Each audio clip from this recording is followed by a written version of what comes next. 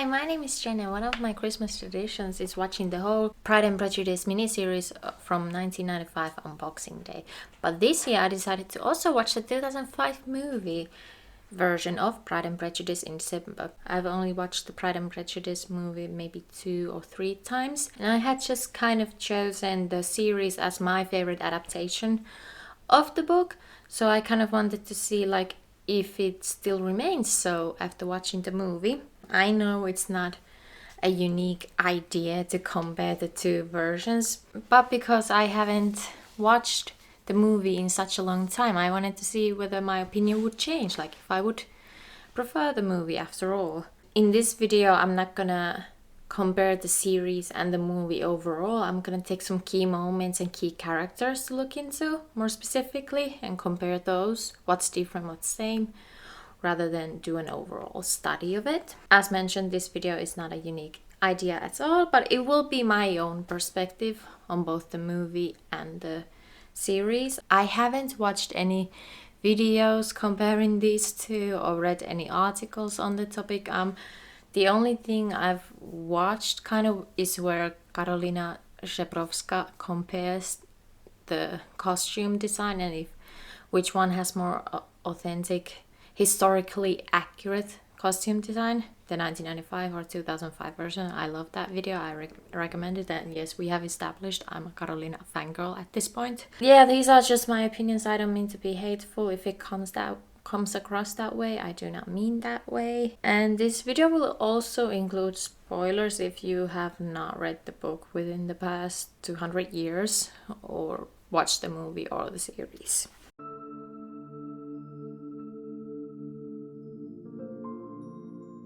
If you are not aware of the plot of Pride and Prejudice by Jane Austen, basically we follow the main character Elizabeth Bennett and her 4 sisters Jane, Mary, Lydia and Kitty living in England. The book was released in 1813, and the main issue of the novel is that only a male heir can inherit Mr. Bennett's Longbourn estate, and that therefore one of the daughters needs to marry off well so that she can then support her family.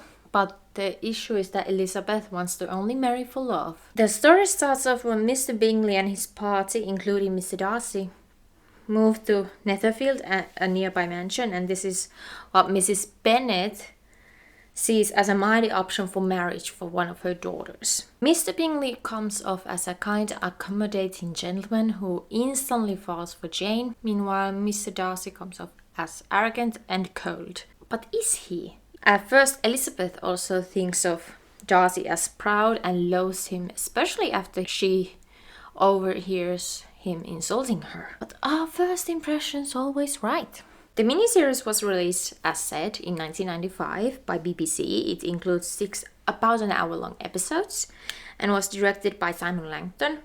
Elizabeth Bennet is played by Jennifer Eel, and Mr. Darcy is played by Colin Firth. The movie version was released in 2005.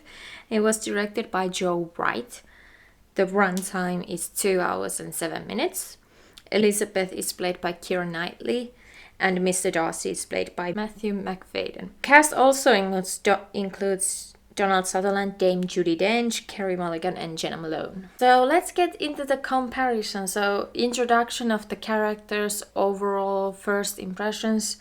In the series, the personalities of the characters are very clear from the first minutes. You know, Elizabeth is witty and smart, Jane is loving and kind, and so on. Because the show is really slow-paced, the characters and their development appears in real time. Then the movie progresses really fast. I guess it also feels fast because I am used to the series version. But it still felt like the characters were not introduced well enough. Sure, we can see that Elizabeth is considered smart, I guess, because she reads books. But I'm not sure if I had watched it without reading the book, without reading the series, if I would just think of her as not like the other girls because she reads, you know. The ballroom scenes in the 1995 version are clear, they are structured. It's easy to follow along the plot that is still happening, even though they are dancing, that the story doesn't just pause for the duration of the dances. The dances are also presented as important parts of the plot because a lot happens at the ballrooms. Most of the characters get to know each other at the balls. So I really like that. Meanwhile, in the ballroom scenes of the movie, they feel very chaotic. And I guess this is to show that the Bennets are of lower class than Mr. Darcy and Mr. Bingley. The precise ballroom choreographies, which I absolutely love in the series, are not as visible in the movies. And to me, the ballroom scenes in the movie just felt like, okay, we have ticked off having a ballroom scene, great, rather than incorporating it into the plot. You know what I mean? Okay, the scene of but not handsome enough to tempt me. One of the earliest key moments in the plot, when Elizabeth overhears Mr. Darcy say that he doesn't find Elizabeth handsome enough to tempt him. Elizabeth looks visibly hurt, and her pride has taken a hit. And it's very clear, like you can see it, you can feel she hurt, like that. She felt that deep in her. Even though she jokes about it later on, you can see the initial hurt in her face. She is tolerable, I suppose. But she's not handsome enough to tempt me. Whew, sorry, girl. And then, but in the movie, it's like very brushed off, done quickly. It felt like so that the movie can hit off, like having that specific scene in the book, but it wasn't presented as a big moment as it is in the series, because after all, it's one of the first times we see Mr. Darcy and Elizabeth kind of interact together. Perfectly tolerable, I dare say. Not handsome enough to tempt me. Lizzie also brushes off the comment and laughs about it immediately, which kind of shows a different side of Elizabeth than in the series. Here we see her being quirky and witty, while in the series we can see that she was actually hurt by the comment. Parent characters in the series, ooh, they are a delight. I mean, the father character, Mr. Bennett, is a caring, authoritative figure. Does he call his daughter silly all the time? Yes, but it's not in a demeaning way. It's more so like a caring father, wants the best for her daughters, but he also sees how the world sees them, you know? And the mother character, I mean, come on. How iconic is her delivery of Mr. Bennett? Like, you just feel it that she is very hysterical about wanting to get her daughters married, and even though if it doesn't come off as caring, it's still a way of caring, to want the best for your daughters, you know? And she's just so iconic and dramatic and hysterical and all kinds of things. I love it, but she's not a caricature. That's really important to me. But in the movie, the parent characters kind of fade into the background. Sure, they have their witty moments, but they're not as prominent, which makes me sad because I love the parent characters so much. From this day, you must be a stranger to one of your parents. Your mother will never see you again if you do not marry Mr. Collins. And I will never see you again if you do.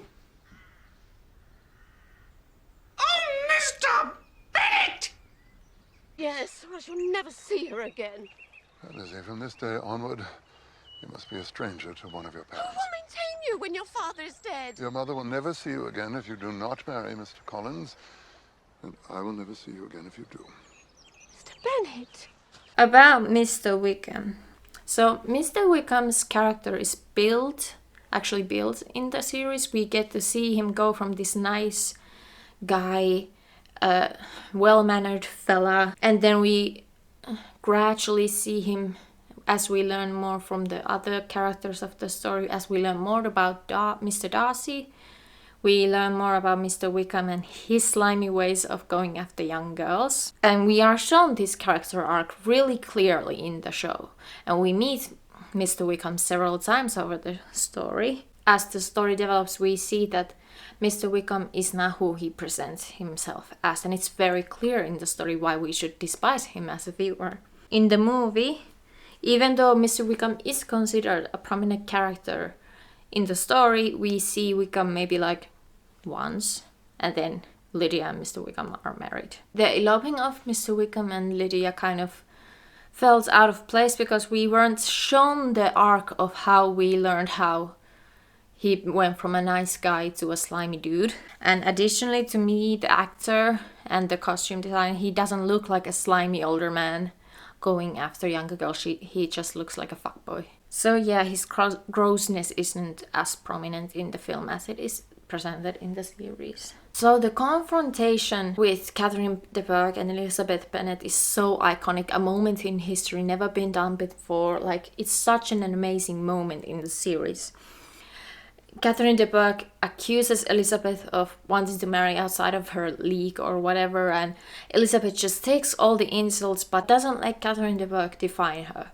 And it's such an important moment that shows Elizabeth's self-confidence, and she knows her worth and she doesn't let herself be insulted by Catherine de Bourgh.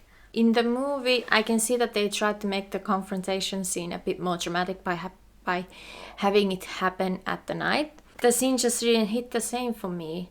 Like, sure, there was a lot of yelling and it was supposedly dramatic, but I don't know, Elizabeth's calm confidence didn't come across to me as well as it did in the series. Also, where is the line? He is a gentleman, I am a gentleman's daughter. So far we are equal. Where's that line? Like, it's one of the most important things in the book. In marrying your nephew, I should not consider myself as quitting that sphere. He is a gentleman, I am a gentleman's daughter. So far we are equal. And I guess it was cut to emphasize that the Bennets are more from the poorer side of society, which I don't... That's a debatable... I mean, that's a whole nother video, like if they were poor or what. Which, you know, the director made that choice, whatever, but like, I just think it would have been so cool to see that. Also, a note about Judi Dench, Catherine de Bourgh. I mean, obviously I love Judi Dench. Like, I'm not here to drag her, but like, when I saw her in the movie, I didn't think of her as Catherine de Bourgh. I thought of her as, Judi Dench is in this movie. I didn't see her, Catherine de Bourgh, as like this mean, evil woman. I just saw Judi Dench playing her. You get what I'm saying? Dame Judi Dench, I love you. In the series, we get a lot of the scenes that are from the book that the viewer of the movie may not know about if they have not read the book. For example, about Darcy's first proposal, we can see the build up to it. We can see his feelings kind of develop for Elizabeth. And then the lengthy space, like there's a long time between the first and second proposal, as there is clear that Darcy wants to become a better person and better man for Elizabeth. And we can also see Elizabeth's feelings change in this time space. Like, it's not rushed, it's very slow, and I really like that. But then in the movie, it just feels like they're trying to hit every key big moment without actually delving into it the most. The space between the first and second proposal is really short, and I get that it's because it's a movie. But again, I just don't think we see enough of Elizabeth wondering about Mr. Darcy and how Mr. Darcy changes over time. It's not as clear in the movie. It's sure, it's there for like a surface level, but it's not delved into deeply. However, the second proposal happening in the rain was a very nice, dramatic, romantic touch in the film. About Mr. Darcy, when I was younger, I didn't really see the appeal of him, but when I rewatched this show, I was like, I get it. Like, this socially awkward man tries to change his habits and become a better person and show Elizabeth that he is worthy of marriage out of love. But in my opinion, Mr. Bingley is where it's at. Like, he's so dreamy. He's just so kind and optimistic, and he falls for Jane so fast, and it's just...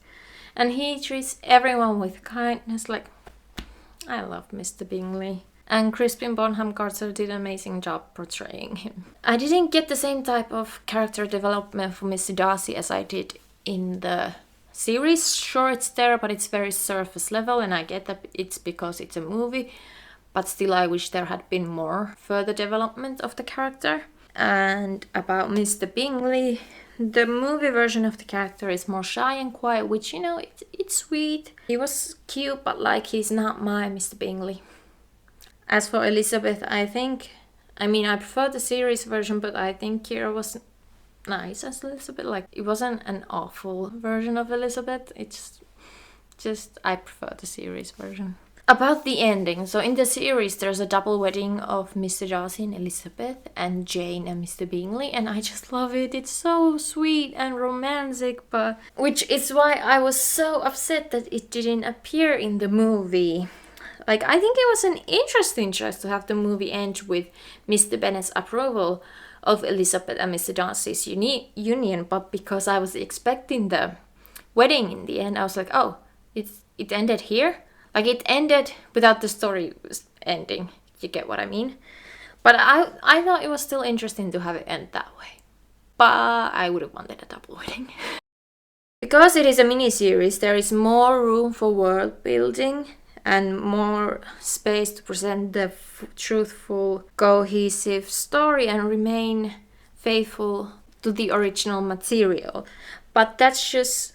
The storytelling is really slow, and it might be too slow for some people, but that just provides the viewer with the whole story of the novel rather than just key moments here and there. And about the actors, I just think for me, maybe because it was made in 1995, but somehow the actors even look more accurate in the 1995 version than in the movie. And yes, that's costume, makeup departments serving, but also, like, I don't know, their facial expressions and their overall just appearance feels more accurate.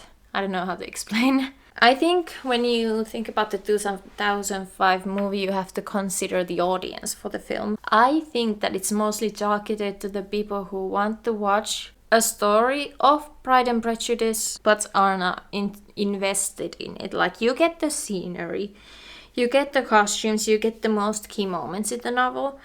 But for myself, it felt too rushed. I did not feel the build-up to those key moments, and as I mentioned before, the key moments kind of just pass by.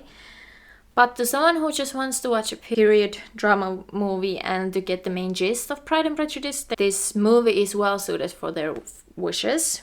As for the visuals of the actors, I know they can't change their appearance, but I don't know, for me it felt more like I was watching actors from 2000s doing a play of Pride and Prejudice rather than telling the story from the time that Pride and Prejudice was released.